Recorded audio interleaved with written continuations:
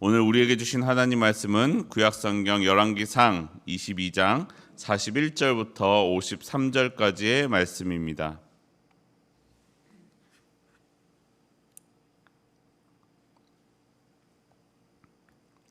열왕기상 22장 41절부터 53절까지의 말씀입니다.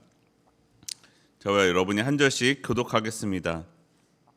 이스라엘의 아합 왕 제4년에 아사의 아들 여호사밧이 유다의 왕이 되니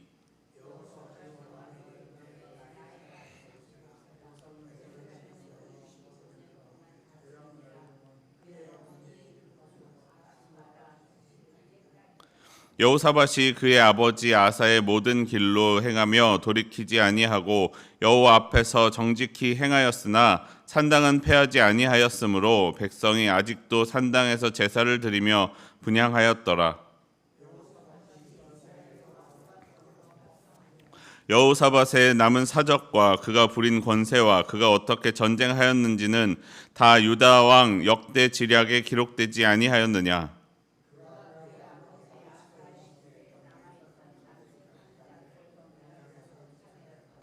그때에 에돔에는 왕이 없고 섭정왕이 있었더라.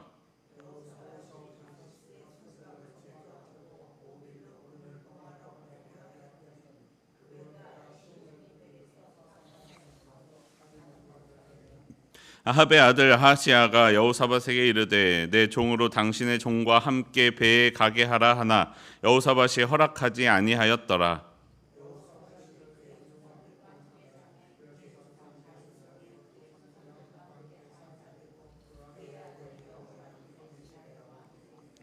유다의 여호사밧 왕 제17년에 아합의 아들 아하시야가 사마리아에서 이스라엘의 왕이 되어 2년 동안 이스라엘을 다스리니라.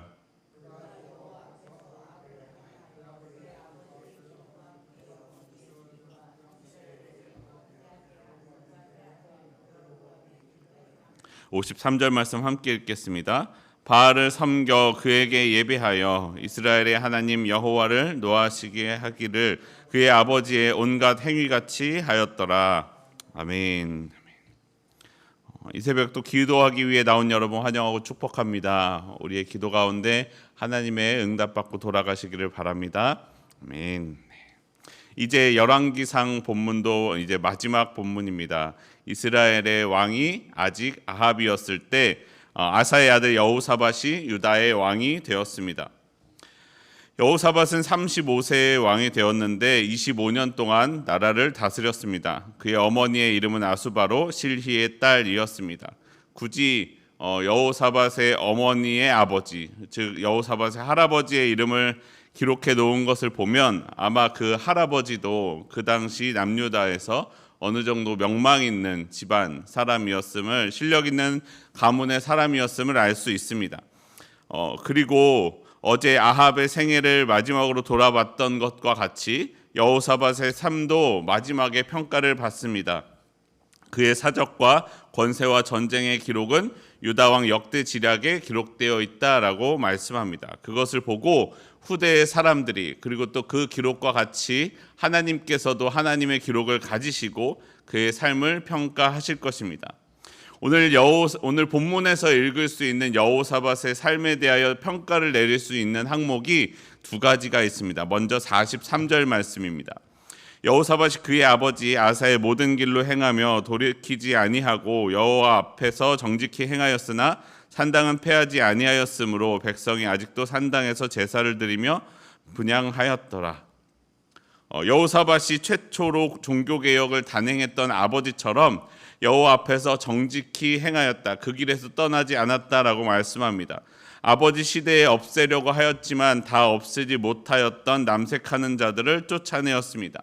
다만 아직 산당은 패하지 아니하였기에 백성들은 아직도 산당에서 제사를 지내는 사람들이 남아 있었다라고 말씀합니다. 이것이 조금 아쉬운 점이지만 아버지와 같이 정직히 행하였다라고 말씀합니다. 그리고 그에 대한 두 번째 평가는 선박을 제조하고 금을 가져오려고 하였으나 그것이 제대로 되지 못한 일입니다. 쉽게 말하면 항구를 개발하고 배를 개발하고 새롭게 무역로를 뚫고자 하였지만 실패하였다라는 것이죠. 북이스라엘의 아하시아가 함께 힘을 모아서 하자라고 제안을 하기도 하였지만 여호사밧은 그것을 허락하지 않았습니다. 다시 말하면 경제 정책으로서는 실패한 것이죠. 그런 두 가지의 평가를 내릴 수 있는 여호사밧에 대하여 성경은 어떻게 말씀하고 있습니까? 열왕기상 22장 50절 말씀 함께 읽겠습니다. 50절 말씀입니다. 시작. 여호사밧이 그의 조상들과 함께 잠에 그의 조상 다윗성에 그의 조상들과 함께 장사되고 그의 아들 여호람이 대신하여 왕이 되니라. 남유다의 왕들 중에 악한 왕들에 대한 평가는 그의 조상 다윗의 묘실에 들지 못하였다. 조상들과 같이 장사되지 못하였다라는 표현이 그가 이제 그 하나님의 뜻에서 떠났음을 보여주는 것이고요. 그리고 그의 왕위가 그로 인하여 이어지는 것이 아니라 그를 보면 하나님이 이어주고 싶지 않지만 다윗을 생각하사 있게 해주셨다. 이런 표현이 나오면 그는 악한 왕입니다. 그런데 오늘 본문에는 그런 이야기 없이 조상들과 함께 다윗성에 장사되었고 그의 아들이 별다른 멘트 없이 그대로 이어서 왕이 되었다라는 것을 보면 그가 하나님 앞에 긍정적인 평가를 받고 있다라는 것입니다. 물론 왕으로서 경제적인 측면을 무시할 수는 없겠지만 하나님의 나라 이스라엘의 왕으로서 중요한 것은 경제적인 것보다 그 신앙을 굳게 지키는 것이다 라고 말씀하고 있는 것을 알 수 있습니다. 여러분, 오늘날의 시대는 물질 만능주의 시대입니다. 그야말로 돈이면 다 된다라고 생각하는 시대이죠. 그리고 정말로 그럴 것 같기도 합니다. 하지만 우리는 이럴 때일수록 잊지 말아야 합니다. 돈보다 더 중요한 가치가 있다라는 것입니다. 돈을 다 잃어버려도 잃어버리지 말아야 할 것이 우리 가운데 있습니다. 물질적으로 손해를 보더라도 지켜야만 할 것이 있습니다. 여러분, 우리가 물질 만능주의 이 시대의 사조 가운데 중심을 잡고 살아가는 삶이 되기를 원합니다. 무엇이 중요한지, 무엇을 지켜야 하는지, 무엇에 가치를 두고 살아가야 하는지를 잊지 않는 삶이 되기를 원합니다. 그리고 그 삶이 하나님 앞에 갔을 때, 그때에 평가받을 그때에 하나님 앞에서 하나님이 나를 평가하시기를 정직하게 행하였다라고 말씀하시는 저와 여러분의 삶이 되기를 소원합니다. 여호사밧과 함께 북쪽의 이스라엘에도 아합의 아들 아하시아가 왕이 되었습니다. 그는 2년 동안 이스라엘을 다스렸습니다. 그런데 그런 그에 대한 평가는 어떻습니까? 열왕기상 22장 52절과 53절 마지막 말씀 함께 한 목소리로 좀 길지만 함께 읽어보겠습니다. 시작. 그가 여호와 앞에서 악을 행하여 그의 아버지의 길과 그의 어머니의 길과 이스라엘에게 범죄하게 한 느밧의 아들 여로보암의 길로 행하며 바알을 섬겨 그에게 예배하여 이스라엘의 하나님 여호와를 노하시게 하기를 그의 아버지의 온갖 행위같이 하였더라. 그가 하나님 앞에 악을 행하였습니다. 아버지 아합과 어머니 이세벨의 길을 그대로 걸어갔습니다. 그리고 북이스라엘을 세웠던 느밧의 아들 여로보암과 같은 죄악의 길을 그대로 걸었습니다. 바알을 섬겼고 하나님을 노하시게 하였다라고 말씀합니다. 여러분, 본문을 보시면 비슷한 시기에 왕이 되었고 앞선 본문을 보면 둘은 서로 교류하기도 하였습니다. 합력하여 일을 하기도 하였습니다. 하지만 아사의 아들 여호사밧은 하나님 앞에 긍정적인 평가를 받고 있지만 아합의 아들 아하시아는 하나님의 부정적인 평가를 받고 있습니다. 이 둘이 차이가 나는 까닭이 무엇일까요? 그것은 여호사밧은 하나님 앞에 정직하게 행했던 아버지 아사의 모습을 보며 자랐기 때문입니다. 그리고 아하시아는 하나님 앞에 하나님께서 심판하신 바알을 따르고 우상을 섬겼던 아합과 이세벨을 보면서 자랐기 때문이다라고 말할 수 있습니다. 여러분, 무엇을 보고 자라는가, 이것이 중요합니다. 저도 특별히 이전에는 생각하지 못했는데 아이가 생기면서 아이를 볼 때마다 제 삶을 돌아보게 합니다. 저조차도 몰랐던 저의 부끄러운 모습들이 아이를 통하여 나타나기도 합니다. 하나님 앞에 부끄럽지 않은 삶이 되어야 하겠다. 이 아이가 나를 보며 자라고 있구나라는 마음이 듭니다. 이 아이 앞에도 부끄럽지 않은 삶을 살아야 되겠다라는 마음을 자주 다시 잡게 됩니다.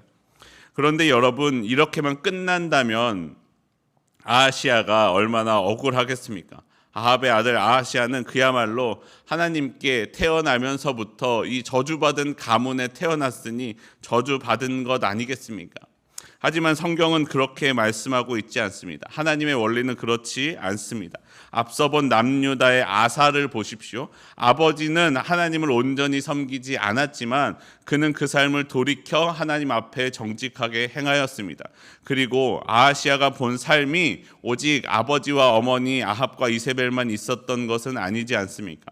아합과 이세벨이 우상을 섬기고 살았을 때 하나님은 수많은 선지자를 보내주셔서 그 아합과 이세벨 앞에 보내주셨습니다. 엘리야와 미가야를 보내주셨고 말씀하신 것처럼 여러 가지의 이야기들을 아하시아도 들었을 것입니다. 그리고 그렇게 살았던 아합의 삶과 그 마지막에 관한 이야기를 잘 알고 있었습니다. 그때에 그의 삶을 돌이킬 수 있었습니다. 하지만 그렇게 하지 않았다라는 것입니다. 여러분, 우리 쉽게들 이렇게 이야기하지 않습니까? 저는 뭐 신앙의 몇 대를 합니다. 뭐 우리 언제 때부터 신앙을 가졌습니다. 저도 저희 할머니 때부터 해가지고 소위 이야기하는 3대째 믿음의 집안이라고 이야기하는데 저는 조금 어린 친구들 중에는 6대째 믿음의 집안이다 하는 친구도 보았습니다. 이렇게 믿음의 가정에서 자라는 친구들 얼마나 감사한 일입니까? 믿음의 가정에서 자란다라는 것이 그의 신앙이 보장되어 있다라는 것은 아니지만 우리 자녀들에게는 조금 더 신앙의 삶을 살게 할 수 있는, 하나님 앞에 정직한 삶을 살게 할 수 있는 축복된 삶입니다. 하지만 그곳에만 하나님의 축복이 있는 것이 아니죠. 누군가는 언젠가는 반드시 믿음의 일대가 있었겠죠. 그 일대가 되는 사람들이 있었습니다. 그의 조상은 그렇지 못했지만 하나님을 만난 사람들이 있었습니다. 그리고 그 한 사람으로 인하여 그 집안에 모두 하나님의 복음을 받게 되는 믿음이 시작되는 시작점이 언젠가 반드시 있습니다.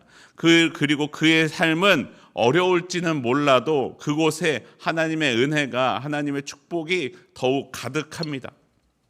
사랑하는 성도 여러분, 중요한 것은 지금 내가 어디에 서 있는지가 아니라 내가 그 가운데 하나님을 선택하는 것입니다. 여러분, 신앙 5대, 6대, 아니면 10대, 20대 된다고 해도 그 가운데도 하나님을 떠나는 사람이 늘 나타난다라는 것이에요. 그리고 내가 아무리 험난한 가운데 있을지라도 하나님을 선택하는 사람들이 나타난다라는 것입니다. 남유다에서 다윗의 후손들 가운데에서도 굳이 하나님이 아닌 것을 선택하는 왕들이 나오기도 합니다. 그리고 신앙적으로 암흑과 같은 시대에도 그 어떤 어려운 가문의 분위기에서도 하나님을 믿는, 하나님을 선택하고 하나님 앞에 정직한 삶을 살아가는 사람들이 있습니다. 여러분, 오늘 우리의 삶이 하나님을 선택하는 삶이 되기를 원합니다. 세상 그 모두가 하나님을 선택하지 않으며 부인하는 그때에도 나는, 나와 내 집은, 그리고 여러분과 여러분의 집은 하나님을 섬기며 하나님만을 섬기겠다 고백하는 우리의 가문이 되기를 원합니다. 그리고 그 믿음이 나에게서 머무는 것이 아니라 나의 자녀들에게 나를 보고 닮아가도록 흘러가도록 할 수 있는 우리의 삶이 되기를 원합니다. 우리의 가문이 하나님 앞에, 나의 집안이 하나님 앞에 정직하게 행하게 하여 주시옵소서. 기도하는 시간이 되기를 원합니다. 우리 함께 기도하겠습니다. 나를 예배의 자리로 부르신 하나님 감사합니다. 우리가 오늘도 주님 앞에 나와 주님께 기도하오니 나의 삶에 역사하여 주시옵소서. 하나님 아버지, 내 삶이 주님 앞에 정직하게 행하기를 원합니다. 내가 세상의 기준에 따라 살아가는 것이 아니라 하나님을 내 마음의 중심에 두고 하나님의 뜻대로 살아가는 삶이 되게 하여 주시옵소서. 하나님, 암흑과 같은 시대입니다. 세상 많은 사람들은 하나님을 떠나고 하나님을 부인합니다. 세상의 기준에 따라 살아갑니다. 그러나 그러한 때에도 내가 주님을 향한 중심을 잡고 살아가게 하여 주시옵소서. 그리고 또한 나뿐만 아니라 우리의 자녀들이, 손자들이 아버지 나를 바라보며 내가 믿는 하나님을 믿으며 함께 하나님의 은혜 가운데 정직하게 행하며 살아갈 수 있는 우리의 삶이 되도록 오늘도 역사하여 주시옵소서. 주여, 나의 가운데 함께하여 주시옵소서. 우리 주 예수 그리스도의 이름으로 기도합니다. 아멘.